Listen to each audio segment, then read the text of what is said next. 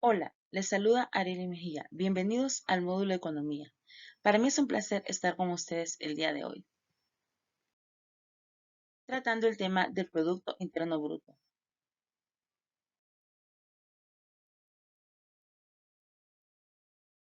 para lo cual tenemos una expectativa de logro, que es explicar las variables macroeconómicas, indicadores económicos y de qué manera afectan a la economía nacional mediante una exposición grupal.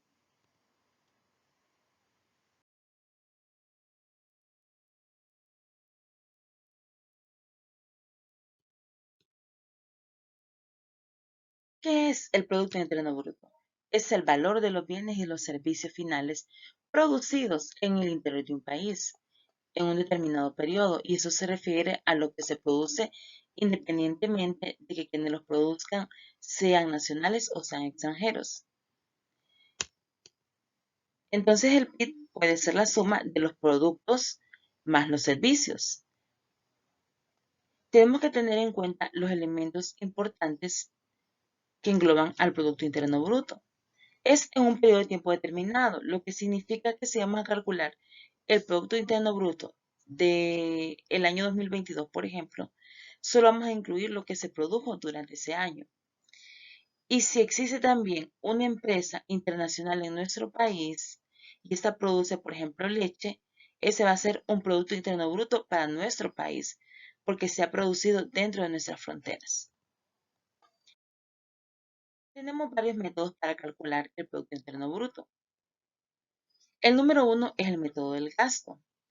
El método del gasto es la suma de todos los gastos en bienes y servicios que realizan los agentes económicos, que estas pueden ser familias, empresas, sector público y extranjero. Aquí tenemos la fórmula del Producto Interno Bruto, donde C es igual a consumo. ¿Qué es este consumo? Son los gastos que realizan las familias, por ejemplo, en alimentación, en zapatos, en ropa, en televisión, puede ser en autos, pero aquí no incluye lo que son las viviendas.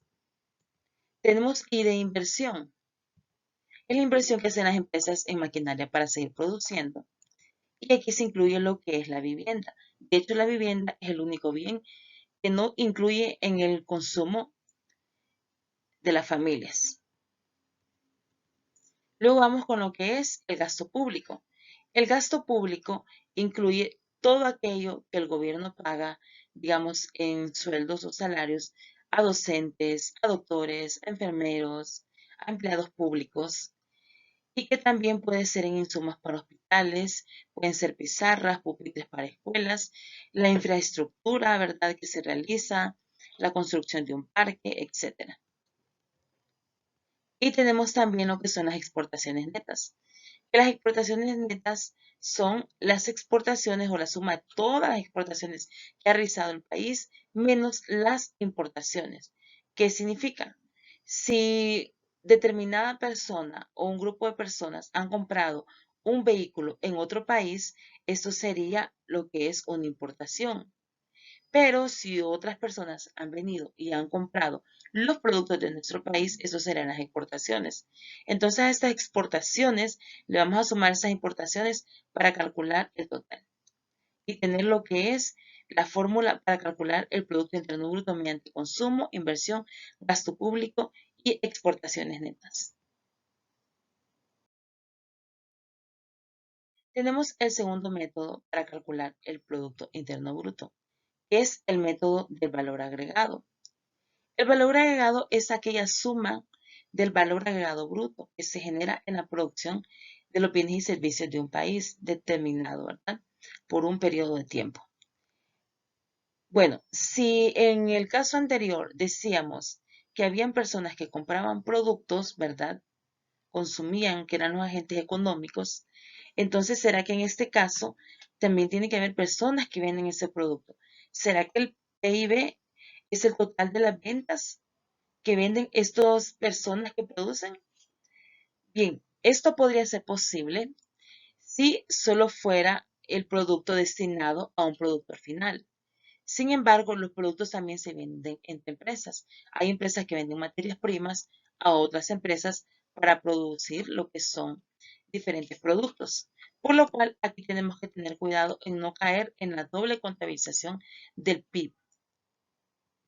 Para calcular por este método sería PIB es igual a BAB más impuestos menos subvenciones, donde BAB hace referencia al valor agregado bruto. Tengo un ejercicio para que podamos explicar un poco más. Si una pastelería vende pan, el valor añadido de una barra será el precio menos lo que haya costado fabricar la barra, o sea, la harina, la electricidad que se gastó. Entonces, ¿qué significa? A esta barra de pan le vamos a tener que restar la harina y la electricidad para no caer en el error de contabilizar doblemente el Producto Interno Bruto. Y de esta manera que llegue al consumidor final y eso es lo que vamos a contabilizar.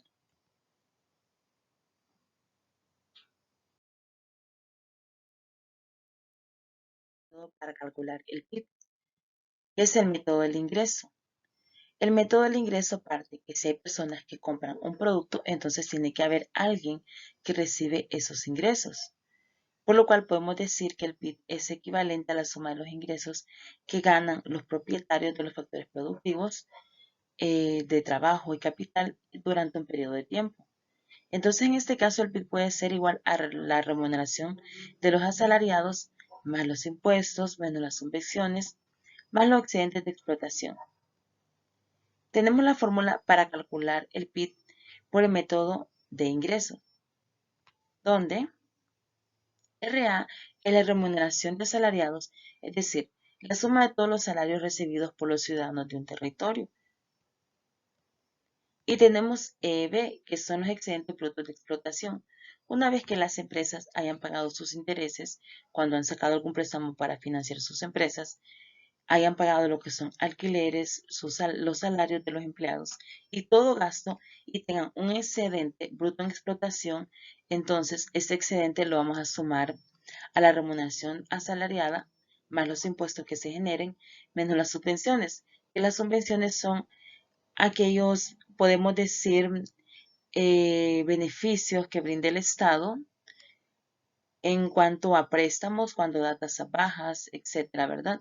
O ayuda a las empresas que están en crecimiento. Entonces, ese sería el método de ingreso para calcular el Producto Interno Bruto. Hemos llegado a la retroalimentación. Tenemos que tener en cuenta que es importante recordar que para calcular el Producto Interno Bruto se toma en cuenta los bienes finales y así evitar la doble contabilización del PIB. Y su importancia radica en que refleja la economía de un país, si está bien, si se ha estancado o va en retroceso. Hay tres métodos para calcular el Producto Interno Bruto. Uno de ellos es el método de gastos, el otro es el método de los ingresos, que es el valor de todas las rentas generadas en la economía, y está lo que es el método de producción, que es el valor añadido de todas las empresas en una economía. Y por último tenemos las limitaciones del Producto Interno Bruto. Esas limitaciones puede ser que el PIB no considera las economías informales, lo cual es un valor que debería agregarse o de sumarse a la producción de un país. Y la otra es que hay una mala distribución de las riquezas en nuestro país. Creo que todos sabemos que la riqueza está distribuida solo en unos pocos. Entonces, cuando se calcula el PIB per cápita, podemos decir que es algo engañoso, ¿verdad? Porque no todas las personas tienen los mismos ingresos. Tenemos una reflexión para finalizar. Hemos olvidado el amor, la amistad, los sentimientos, el trabajo bien hecho. Lo que se consume, lo que se compra, son solo sedantes morales que tranquilizan tus escrúpulos éticos. Zygmunt Bauman. Eso significa que no somos lo que tenemos, sino que somos lo que podemos dar. Para mí ha sido un placer estar por este medio con ustedes.